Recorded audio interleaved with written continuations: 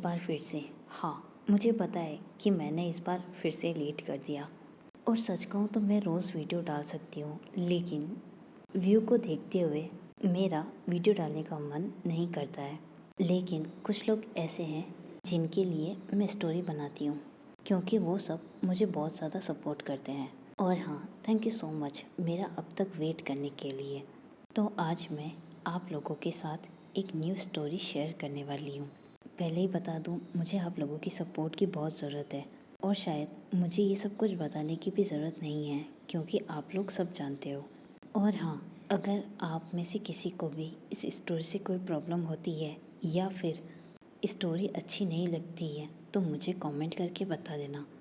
मैं इस स्टोरी को यहीं पर रोक दूँगी, क्योंकि ये स्टोरी का फर्स्ट पार्ट है, तो मुझे आप लोगों के कमेंट की बहुत ही ज़्यादा ज़रूरत है।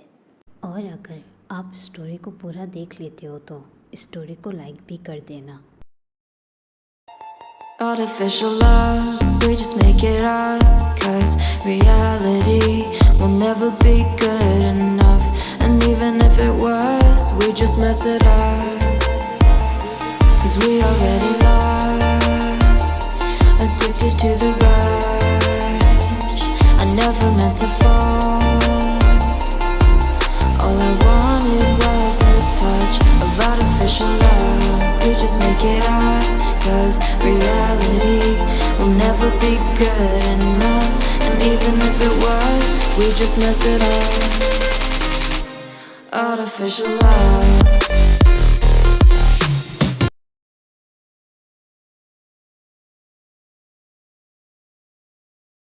तो हम स्टोरी के स्टार्टिंग में देखते हैं कि सभी लिविंग रूम में बैठे थे, जहाँ पर वाइन के डैड, वाइन की मॉम और आरएम, जो कि इस स्टोरी में वाइन का भाई है।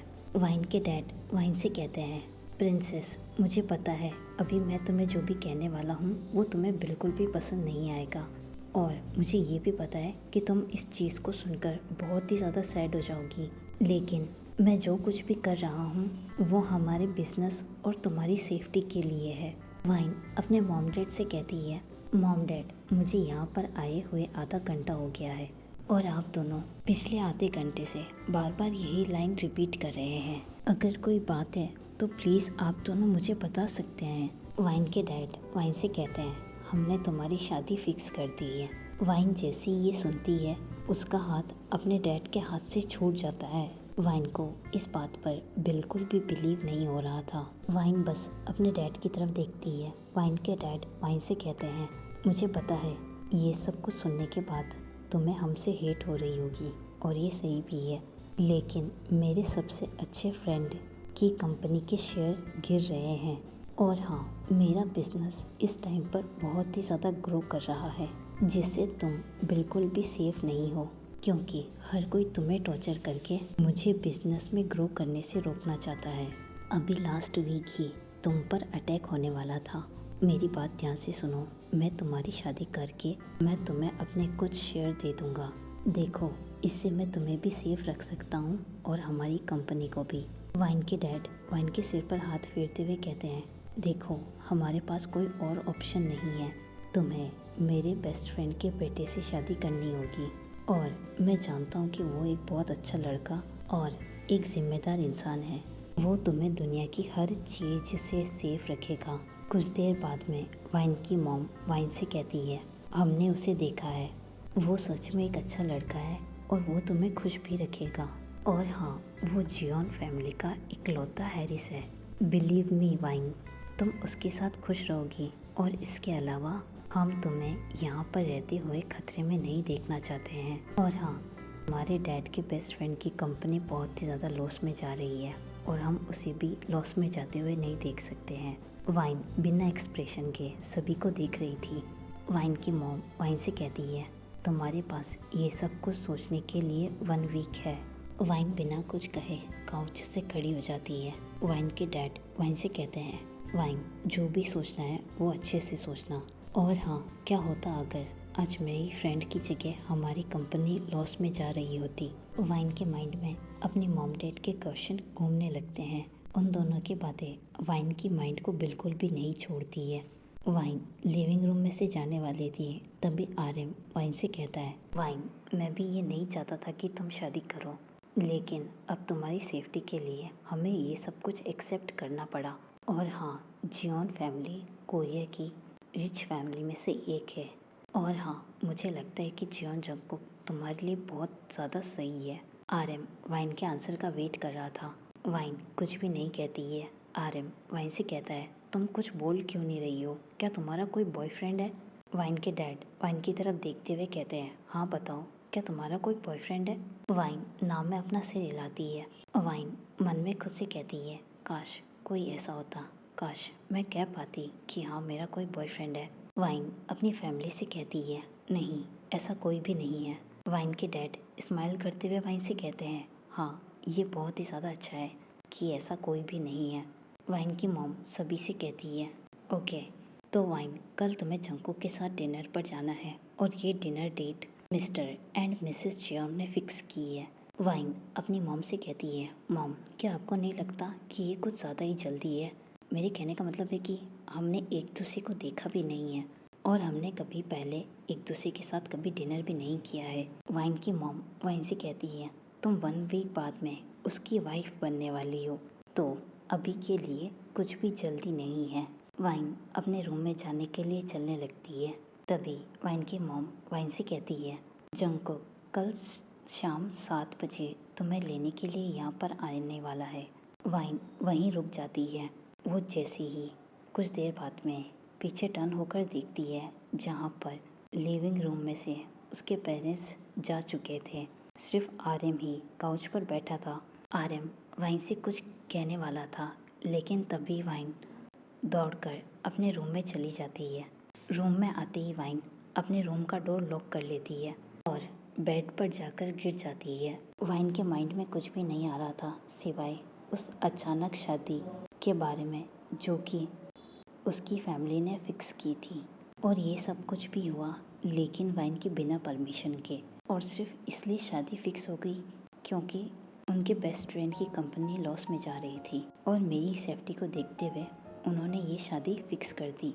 अगर वाइन जंगकुक से शादी करती भी है, इससे तो जंगकुक की फैमिली को प्रॉफिट होगा। वाइन के बारे में क्या? वाइन खुद से कहती है, मैं भी नहीं जानती कि आगे मेरी ज़िंदगी कैसी होगी। क्या होगा अगर वो मुझसे नफ़रत करता होगा? क्या होगा अगर वो मुझसे प्यार नहीं करता और मुझे उससे प्यार हो गया तो? ये सब कुछ सोच सोच कर वाइन बहुत ही ज़्यादा परेशान हो रही थी। वाइन खुद से कहती है, मुझे नहीं पता कि आगे क्या होगा, लेकिन मैं अपनी लाइफ में 2 बार शादी और डिवोर्स नहीं लेना चाहती हूँ। मुझे बस एक ही पार्टनर के साथ अपनी पूरी लाइफ जीनी है, लेकिन मुझे नहीं पता है कि मुझे क्या करना है। मुझे बस उस चीज़ को एक्सेप्ट करना है जो मेरी लाइफ में आने वाली है, और अब मुझे नहीं लगता कि मेरे कोई ड्रीम सच होने वाले हैं। बहुत देर सोचने के बाद वाइन अपना फ़ोन लेती है और अपनी फ्रेंड को कॉल करती है। कॉल पर एमा वाइन से कहती है, वाइन क्या हुआ? वाइन एमा से कहती है, चलो कैफ़े में मिलते हैं, मुझे तुमसे कुछ बात करनी है। एमा वाइन से कहती है, कैफ़े और इस टाइम पर? क्यों, क्या बात है? वाइन एमा से कहती है, हम मिलते हैं तब मैं तुम्हें सब कुछ बता दूंगी। एमा वाइन से कहती है, ठीक है मैं कुछ देर में पहुंचती हूँ। वाइन कॉल कट कर देती है और चेंजिंग रूम में चेंज करने के लिए चली जाती है। कुछ देर बाद में वो रेडी होती है और अपना फ़ोन और पर्स लेकर नीचे जाने लगती है। वाइन नीचे आती है और देखती है कि आर्यन लिविंग रूम में बैठा ऑफिस का कुछ काम कर रहा था। आर्यन जल्दी वाइन को नोटिस कर लेता है और वो वाइन से कहता है, क्या तुम कहीं पर जा रही हो? वाइन अपना सिर हिलाते हुए आर्यन से कहती है, हाँ मैं एमा से मिलने के लिए जा रही हूँ। वाइन ये कहकर घर से निकल जाती है। Time skip. वाइन और एमा कैफ़े में बैठे थे। एमा वाइन से कहती है, क्या हुआ, तुम कुछ कहने वाली थी? वाइन कोल्ड कॉफ़ी का एक घूंट लेती है और उसे पीने के बाद एमा से कहती है, मेरी फैमिली ने मेरी वेडिंग फिक्स कर दी है। इसके बाद वाइन कॉफ़ी पीना कंटिन्यू करती है, लेकिन एमा वाइन को शॉक फेस के साथ देख रही थी। वाइन कॉफ़ी ख़त्म करने के बाद एमा की तरफ देखती है, जो कि अभी भी बहुत ही ज़्यादा शॉक थी। वाइन एमा से कहती है, एमा, मैं तुम्हारा शॉक फेस देखने के लिए यहाँ पर नहीं आई हूँ। एमा डीप ब्रीथ लेती है और वाइन से कहती है, 1 मिनट रुको, शादी कब, कैसे और क्यों? वाइन एमा से कहती है, जैसा कि तुम जानती हो कि किम फैमिली और जियोन फैमिली एक दूसरे के कितना पास में है, और हाँ, जियोन फैमिली अभी लॉस को फेस कर रही है।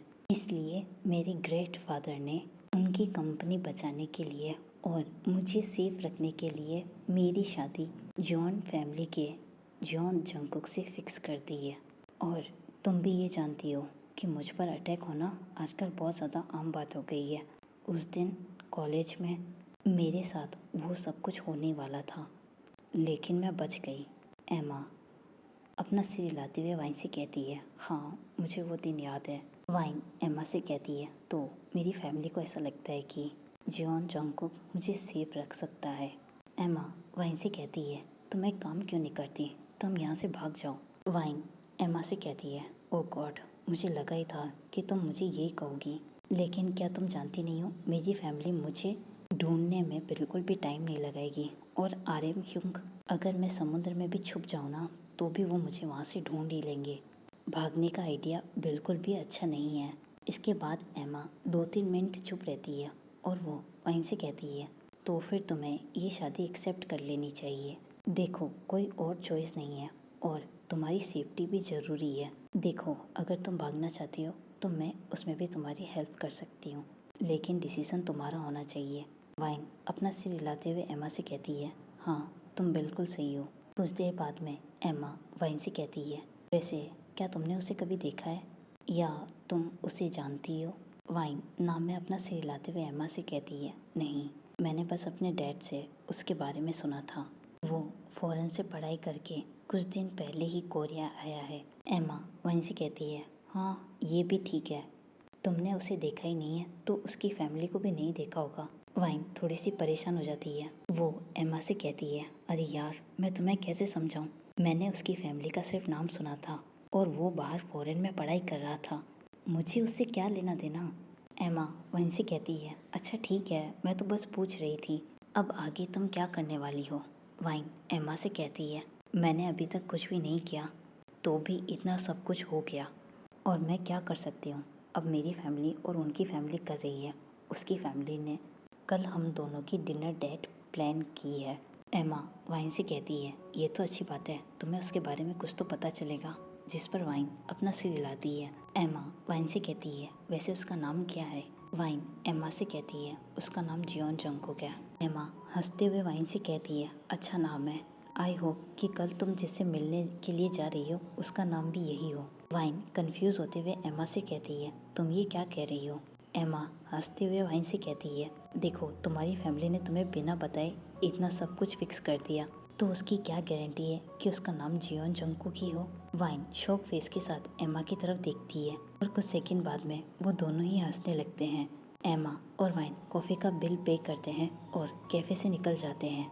कैफ़े से बाहर आती ही एमा वाइन से कहती है, चलो कुछ आइसक्रीम खाते हैं, इससे तुम्हारा मूड भी ठीक हो जाएगा। वाइन अपना सिर हिलाती है। एमा और वाइन आइसक्रीम लेते हैं और वो दोनों ही हंसते हुए और बातें करते हुए चलना शुरू कर देती है। सडनली वाइन का फ़ोन रिंग होता है। वाइन के एक हाथ में आइसक्रीम का कप था। वाइन अपनी पैंट की जेब में से फ़ोन निकालने की ट्राई करती है, लेकिन सडनली वो किसी से टकरा जाती है। वाइन उस आदमी की तरफ देखती है और उसे ऐसा फील होता है कि उसके लिए ये पूरा वर्ल्ड रुक गया है, क्योंकि वाइन की नज़रों में वो आदमी एकदम परफेक्ट था। लेकिन कुछ देर उस परफेक्ट आदमी को देखने के बाद वाइन को ऐसा लगा कि उसे डर लग रहा है। वो आदमी वाइन से कहता है, क्या बकवास है।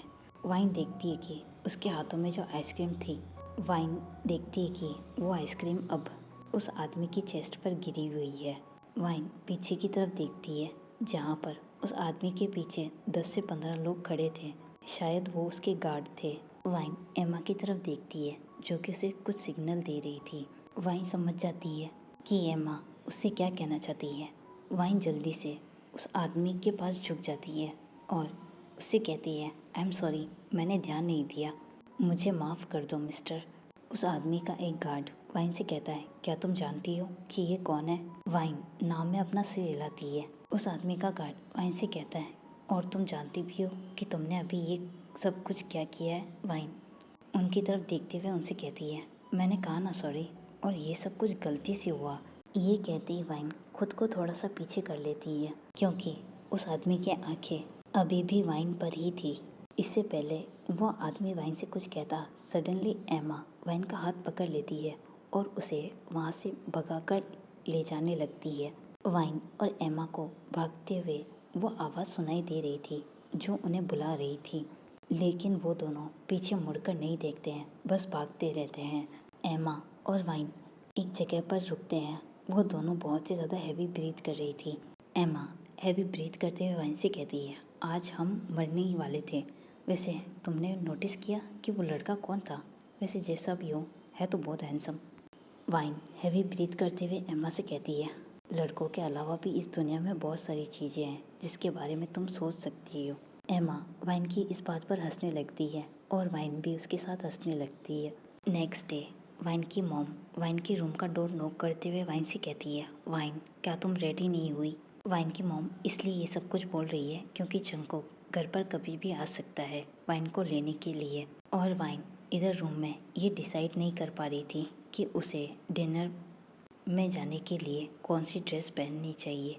वाइन की मॉम फिर से वाइन का आवाज़ लगाती है। वाइन अपनी मॉम से कहती है, हाँ मॉम बस 5 मिनट मैं आ रही हूँ। वाइन की मॉम वाइन से कहती है, 1 घंटे से ज़्यादा टाइम हो गया है, तब से तुम मुझे यही कह रही हूँ कि हाँ मैं तैयार हूँ, लेकिन तुम तैयार होकर बाहर क्यों नहीं आती हो? वाइन चिल्लाते हुए अपनी मॉम से कहती है, मैंने कहा ना मैं बस आ रही हूँ 5 मिनट में। वाइन की मॉम आगे कुछ भी नहीं कहती है, वो वहाँ से चली जाती है। वाइन बेड पर बैठ जाती है और कबर्ड की तरफ देखती है जो कि अब पूरा खाली था क्योंकि कबर्ड का सामान बेड पर पड़ा था। वाइन अपने सारे कपड़ों को चेक करती है, लेकिन उसमें से उसे एक भी अच्छा नहीं लगता है। ये सब कुछ करने के बाद वाइन अपने रूम को देखती है जो कि अब बिल्कुल ही बिखर चुका था। वाइन अपने बालों में अपना हाथ फेरते हुए कहती है, अब मैं क्या पहनूं? मुसीबत कभी भी घर पर आने वाली है और मुझे उसी के लिए तैयार होना है। वाओ! वाइन खुद से बातें कर रही थी, लेकिन तभी उसकी नज़र एक ब्यूटीफुल से बॉक्स पर जाती है जो कि नीचे वाले कबर्ड में पड़ा था। वाइन उस बॉक्स के पास जाते हुए कहती है, रुको, ये क्या है? वाइन उस बॉक्स को कबर्ड से बाहर लेकर बेड पर आती है। वाइन खुद से कहती है, अरे हाँ, ये तो वही बॉक्स है जो मैंने 2 वीक पहले ख़रीदा था। इसमें एक ड्रेस है जो कि मैं कॉलेज के फेयरवेल फंक्शन पर पहनने वाली थी, लेकिन उस दिन मेरे पीरियड्स आ गए और फिर मुझे कॉलेज जाने का भी मन नहीं हुआ और ये ड्रेस ऐसी की ऐसी ही रह गई। वाइन बिना टाइम वेस्ट किए उस बॉक्स को ओपन करती है और उसमें से वो ड्रेस निकालकर जल्दी से उसे पहनकर रेडी हो जाती है। वाइन की मॉम फिर से दरवाज़ा नॉक करती है, लेकिन वाइन साथ में आर्यन की भी आवाज़ सुनती है जो कि अपनी मॉम से कह रहा था कि जंगकुक आ गया है। वाइन एक लास्ट टाइम खुद को मिरर में देखती है और खुद को शांत रखने की कोशिश करती है। वाइन खुद से कहती है, ओ गॉड, मैं इतनी नर्वस क्यों हो रही हूँ और मेरी हार्ट बीट, क्या मुझे कुछ हो गया है? वैसे मुझे घबराना नहीं चाहिए, वो एक आदमी तो है और होने वाला फ्यूचर हस्बैंड भी, वो मुझे खा नहीं जाएगा। मुझे बस जहाँ तक हो सके अपने आप पर कंट्रोल रखना है। वाइन डीप ब्रीथ लेती है और अपने रूम से बाहर निकलती है। वाइन लिविंग रूम की तरफ आने लगती है। वाइन उनकी आवाज़ और हंसी सुन सकती थी। वाइन के हाथ में पर्स था, उसकी हील्स की आवाज़ सुनाई दे रही थी। लिविंग रूम में एंटर करने से पहले ही वाइन उसे देख लेती है। वो अपनी जगह पर रुक जाती है। वाइन की नज़र उस पर्सन पर गई है जिसे वो शायद ही कभी देखना चाहती थी। वाइन सडनली टर्न हो जाती है और वहाँ से जाने की कोशिश करने लगती है, लेकिन वाइन की मॉम वाइन को देख लेती है और उसे कहती है कि वाइन तुम कहाँ पर जा रही हो? देखो, जंगकुक आ गया है और वो यहाँ पर तुम्हारा वेट कर रहा है। वाइन अपनी आंखें बंद कर लेती है और रिग्रेट करते हुए खुद से कहती है, वो जंगकुक, उसे ही क्यों जंगकुक होना था? क्या कोई और नहीं हो सकता था?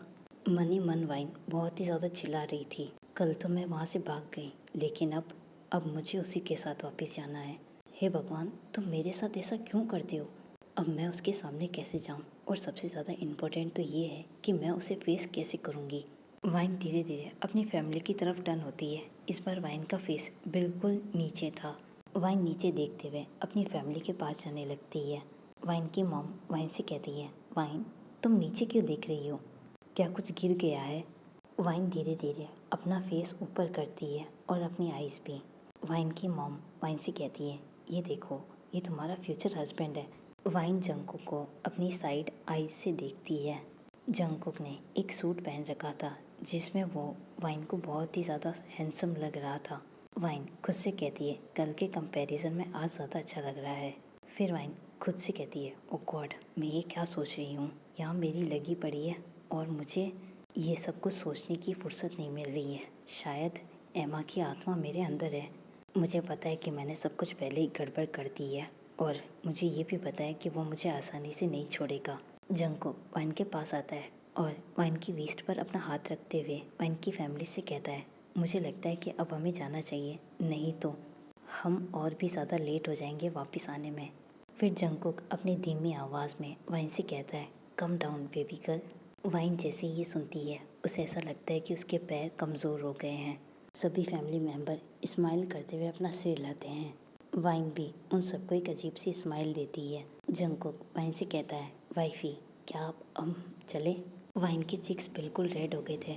वाइन के मॉम डैड स्माइल करने लगते हैं जबकि आरएम उन दोनों को एक नॉर्मल फेस के साथ देख रहा था। वाइन और जंगकुक वहाँ से जाने के लिए गुम जाते हैं। वाइन के डैड उन दोनों से कहते हैं, तुम दोनों एंजॉय करना। वो दोनों मेंशन से बाहर आते हैं। जंगकुक वाइन के लिए कार का डोर ओपन करता है। वाइन कार में बैठ जाती है। फिर जंगकुक भी ड्राइविंग सीट पर आकर बैठता है और वो कुछ मिनट बाद में ड्राइविंग करना शुरू कर देता है। वो दोनों चुपचाप कार में बैठे थे। उन दोनों में से कोई भी कुछ नहीं बोलता है। वाइन कार की विंडो से बाहर देखती है और मन में सोचती है कि ये सारी अजीब सिचुएशन शायद मेरी वजह से है, क्योंकि इतना सब कुछ होने के बाद भी वो बिल्कुल शांत है और चुपचाप ड्राइविंग कर रहा है। वाइन एक डीप ब्रीथ लेती है और जंगकुक से कहती है, कल जो भी कुछ हुआ उसके लिए आई एम सॉरी, मेरा इरादा तुम्हें हर्ट करने का नहीं था।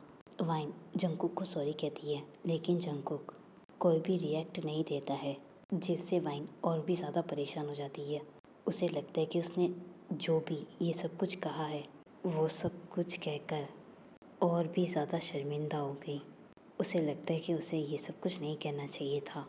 वाइन अपनी सॉरी कहने पर भी खुद ही रिग्रेट कर रही थी। वाइन अपनी साइड आइज से जंगकुक को देखते हुए खुद से कहती है, इतना अजीब आदमी, अभी घर पर तो ये चुप ही नहीं हो रहा था और यहाँ पर देखो, इसके मुंह से एक शब्द नहीं निकला। 20 मिनट ड्राइव करने के बाद में वो दोनों एक रेस्टोरेंट में पहुँचते हैं। ये सियोल का सबसे महंगा और ब्यूटीफुल रेस्टोरेंट था। वाइन की लिप्स पर एक स्माइल आ जाती है, ये सोचते हुए कि जियोन फैमिली की कंपनी लॉस में क्यों जा रही है। इतने महंगे रेस्टोरेंट में खाना खाओगे तो कंपनी का दिवालिया होना तो नॉर्मल बात है। वाइन देखती है कि जंगकुक कार से बाहर जाता है और फिर वो वाइन की तरफ आकर वाइन के लिए कार का डोर ओपन करता है। वाइन कार से बाहर आती है। जंगकुक वाइन की वेस्ट पर अपना हाथ रख लेता है और फिर वो धीरे से वाइन के हेड पर किस करता है। जंगकुक वाइन से कहता है, क्या हम अंदर चले बेबी? वाइन बिना पल के झपकाए जंगकुक को देख रही थी।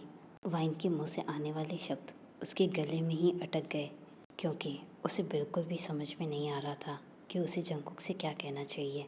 जंगकुक और वाइन रेस्टोरेंट के अंदर आते हैं। सीट पर आते ही जंगकुक वाइन की वेस्ट से अपना हाथ हटा लेता है और वो वाइन के लिए चेयर को पीछे करता है। वो दोनों अपनी अपनी सीट पर बैठ जाते हैं। जंगकुक वाइन की तरफ देखता है और वो वाइन से कहता है, तुम्हें सब कुछ मिल जाएगा, बस थोड़ा सा वेट करो। ये कहकर जंगकुक वेटर को बुलाता है। वेटर उन दोनों के पास आता है लेकिन वेटर की नज़र वाइन पर थी। वो वाइन को एक अजीब नज़र से देख रहा था और अपने लिप्स को बाइट कर रहा था।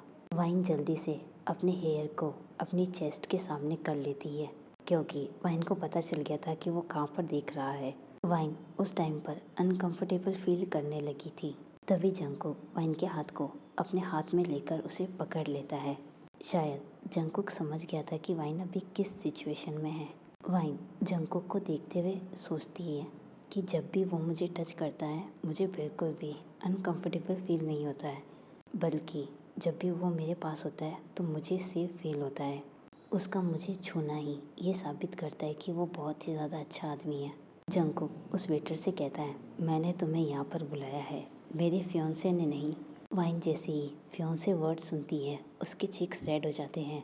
ये दूसरी बार है जब उसने मुझे टमाटो की तरह रेड कर दिया है, वाइन ये खुद से कहती है और भी ज़्यादा ब्लश करना शुरू कर देती है। वाइन देखती है कि जंगकुक उस वेटर से बात कर रहा है जो कि अब बहुत ही ज़्यादा डर गया है। सडनली जंगकुक वाइन को मिसेस जियोन के नाम से बुलाता है। वाइन अपने चारों तरफ देखती है और फिर उसे रियलाइज़ होता है कि जंगकुक उसे ही मिसेस जियोन कह रहा है। वाइन सिर्फ हाँ कहती है। जंगकुक वाइन से कहता है, क्या तुम कुछ ऑर्डर करोगी? वाइन मेन्यू चेक करती है, फिर उसमें से कुछ फूड ऑर्डर करती है। वेटर जंगकुक से कहता है, सर आप स्वीट में क्या लेना चाहेंगे? जंगकुक वाइन की तरफ देखते हुए कहता है, नहीं मुझे कुछ नहीं चाहिए। और वाइन तुम्हें? वाइन कुछ बोलने वाली थी लेकिन वो रुक जाती है। तभी जंगकुक वेटर से कहता है, एक चॉकलेट आइसक्रीम। वाइन ये समझ जाती है कि जंगकुक को उसकी फेवरेट आइसक्रीम के बारे में पता चल गया था, क्योंकि जब वो कल उससे टकराई थी तब वाइन के हाथ में चॉकलेट आइसक्रीम ही थी। वेटर के वहाँ से जाते ही जंगकुक वाइन का हाथ छोड़ देता है, जिससे वाइन को अच्छा नहीं लगा और उसे एक अजीब सी टेंशन हो गई। वाइन खुद से कहती है, क्या वो वेटर की वजह से ऐसा कर रहा था? कुछ देर बाद में डिनर आ जाता है। डिनर और आइसक्रीम खाने के बाद में जंगकुक वाइन से कहता है, क्योंकि अब जब तुम मेरी वाइफ बनने जा रही हो। वाइन जंगकुक को एक कंफ्यूज फेस के साथ देखती है, जबकि जंगकुक आराम से वाइन के सामने बैठा था। कुछ देर बाद में जंगकुक अपनी कोट की जेब में से कुछ पेपर्स निकालता है और वाइन को देता है। जंगकुक वाइन से कहता है, ये एक कॉन्ट्रैक्ट मैरिज है और इसमें जो भी कुछ लिखा हुआ है उन सबको तुम्हें मानना होगा मिसेस जियोन बनने के बाद में। तो इन पेपर्स को ध्यान से पढ़ो और हाँ, तुम इसमें लाइंस जोड़ सकती हो, लेकिन इसमें जो भी कुछ लिखा हुआ है उसे हटा नहीं सकती। वाइन उन पेपर्स को देखती है और कहीं ना कहीं उसका दिल टूट जाता है। वाइन के सामने अब सब कुछ क्लियर था। वो उसे ये कॉन्ट्रैक्ट दिखाने के लिए इस रेस्टोरेंट में लाया था। वो केयर करने वाला, वो दिखावा करने वाला, वो सब कुछ झूठ था। वाइन उस पेपर्स का पहला पन्ना पढ़ना शुरू करती है, जिसमें पहली लाइन लिखी हुई थी, party 1 Jeon Jungkook son of the CEO of Jeon corps.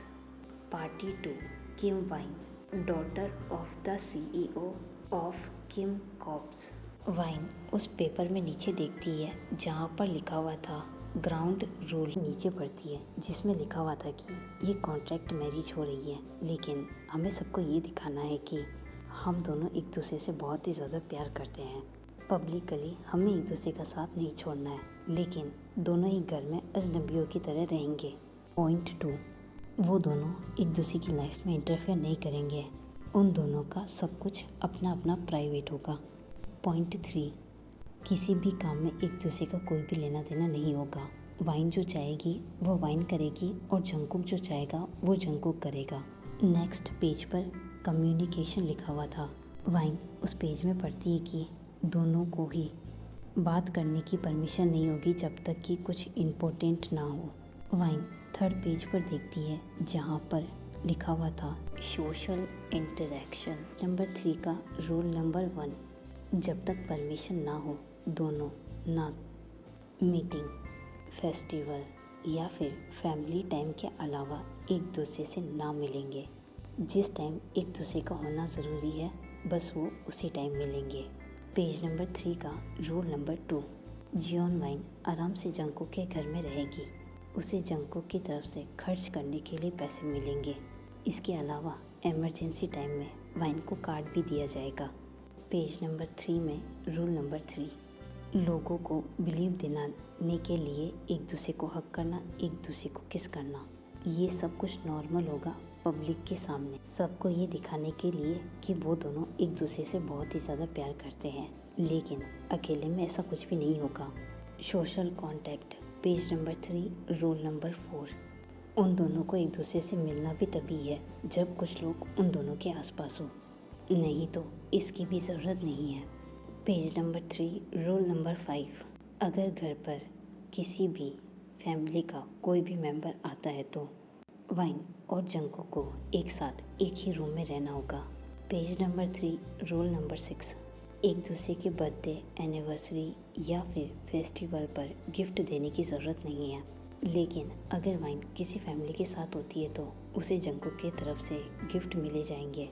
Page number 3 rule number 7, अगर दोनों किसी सोशल सेलिब्रेशन में पार्टिसिपेट करते हैं तो दोनों को एक दूसरे के साथ ऐसा बिहेव करना होगा कि जैसे वो दोनों एक दूसरे से बहुत ही ज़्यादा प्यार करते हैं। पेज नंबर 3 रूल नंबर 9, घर का सारा काम मेड्स करेंगे, इसलिए वाइन और जंको में से किसी को भी काम करने की ज़रूरत नहीं है। Page number 4 point intimate act. Page number 4 rule number 1, husband और वाइफ को एक दूसरे के साथ इंटीमेट नहीं होना है। पेज नंबर 4 रूल नंबर 2, अगर घर में कोई तीसरा मेंबर आता है तो दोनों एक ही रूम में सोएंगे, लेकिन एक बेड पर सोएगा तो दूसरा काउच पर सोएगा।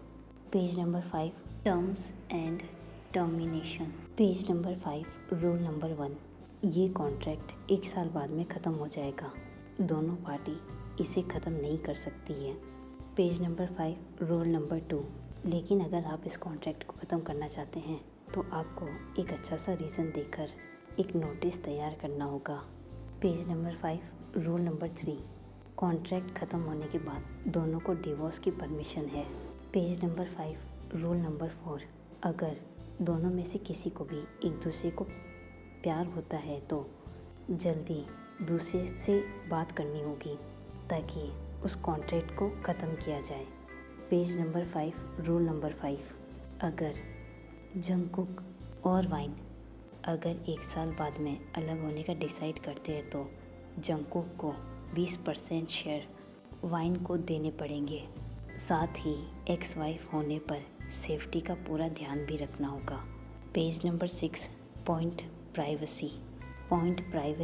पेज नंबर 6 रूल नंबर 1, इस कॉन्ट्रैक्ट के बारे में किसी भी तीसरे को पता नहीं चलना चाहिए और ना ही वाइन और जंगकुक इस कॉन्ट्रैक्ट के बारे में किसी तीसरे को कुछ भी बता सकते हैं। पेज नंबर 6 रूल नंबर 2, एक दूसरे की पर्सनल बातों से दूर रहना है और दोनों ही पक्ष एक दूसरे की प्राइवेसी में इंटरफेयर नहीं करेंगे और इंस्टाग्राम पर भी दोनों की तरफ से एक दूसरे के लिए कोई भी न्यूज़ नहीं होगी। पेज नंबर 7 पॉइंट प्राइवेसी और safety. And safety. Page number 7 rule number 1, इस कॉन्ट्रैक्ट पर साइन करने के बाद जियोन जंगकुक इस चीज़ का पूरा ध्यान रखेगा कि जियोन वाइफ बिल्कुल सेफ रहे। पेज नंबर 7 रूल नंबर 2, शादी के बाद किम वाइन को 10 गार्ड, एक पर्सनल सेक्रेटरी, 20 गनमैन प्रोवाइड कराए जाएंगे। गार्ड्स के नंबर्स में जियोन जंगकुक कभी भी चेंज कर सकते हैं। Page number 7 rule number 3, Jeon Jungkook Kim Wine को सेफ रखने की पूरी जिम्मेदारी लेता है। Page number 7 rule number 4, publicly Wine Jungkook को अकेला नहीं छोड़ सकती है और अब वाइन आगे पढ़ना छोड़ देती है। वो रुक जाती है क्योंकि उसे कुछ भी समझ में नहीं आ रहा था।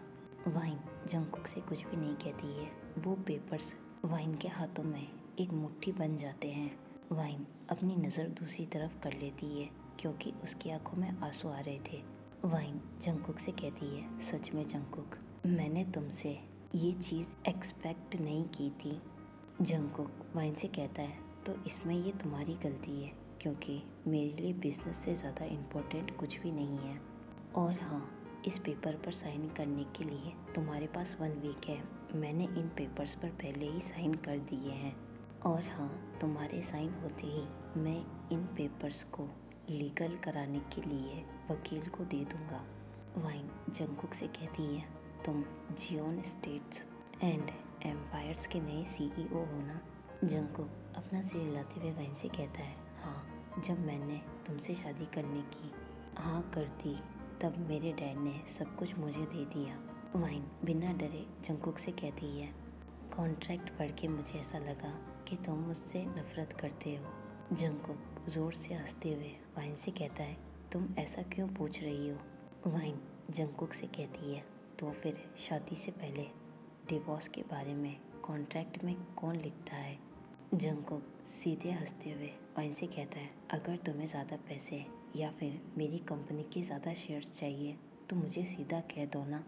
सडनली वाइन अपनी सीट से खड़ी हो जाती है और वो जंगकुक से कहती है, जंगकुक ये बात भूलना मत कि मेरी फैमिली तुम्हारी फैमिली की हेल्प कर रही है। तुम्हारे जैसे शेयर्स और तुम्हारी जैसी कंपनियां मेरे पास कई सारी है, तो तुम ये मत समझना कि मेरे पास कुछ भी नहीं है। मेरी फैमिली की हेल्प की वजह से ही आज तुम यहाँ पर बैठे हो, क्योंकि मेरी फैमिली ने तुम्हारी कंपनी को बचा लिया, नहीं तो तुम आज जिस जगह पर बैठे हो वहाँ पर नहीं होते। जंगकुक वाइन से कुछ कहने वाला था, लेकिन वाइन उसे बीच में ही रोक देती है और जंगकुक से कहती है, आज इतना सब कुछ करने के लिए थैंक्स मिस्टर जियोन। मैं अपनी पूरी लाइफ में इस दिन को कभी नहीं भूलूंगी, यहाँ तक कि शायद मरने के बाद भी। वाइन जंगकुक को उस रेस्टोरेंट में अकेला छोड़कर वहाँ से निकल जाती है और अपने घर पर वापस आ जाती है।